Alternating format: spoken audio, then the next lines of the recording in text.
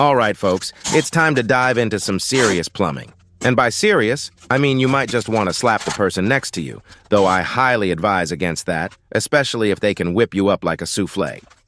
Today, we're tackling a customer's sprinkler system that's on a dedicated well. Both well tanks were leaking because the water corroded the fittings, so the customer gave us the green light for a complete overhaul. Let's roll up our sleeves and get to it. First things first, we need to bid farewell to all the old stuff. Disconnect the electric and cut out those old lines like they're bad exes. Next, let's clean the area where the new tank will go and prep the fittings with Teflon tape and pipe dope. Fun fact, Teflon tape is the duct tape of the plumbing world, except it doesn't fix everything, just leaks. Now we're dealing with black polyethylene pipes, which are used in my area for underground potable water supply. Do you know what pipes are used in your area? Tell me in the comments. Just kidding. Pay attention and stop typing. That's disrespectful. For these pipes, we use special fittings that look like barb fittings that go inside the pipe. Or you can get outside fittings, which are more expensive.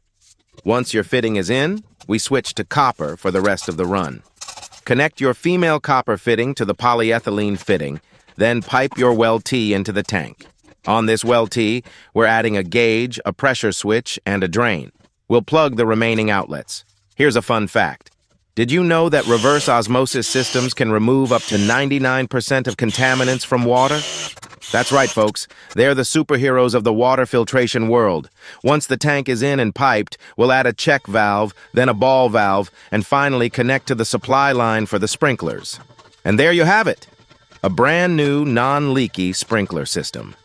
And here's another fun fact.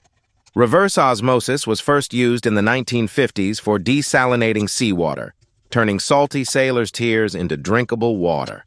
Remember, plumbing isn't just a job, it's a lifestyle. So don't forget to like, subscribe, and hit that notification bell, because like a good plumber, you never want to miss a drop.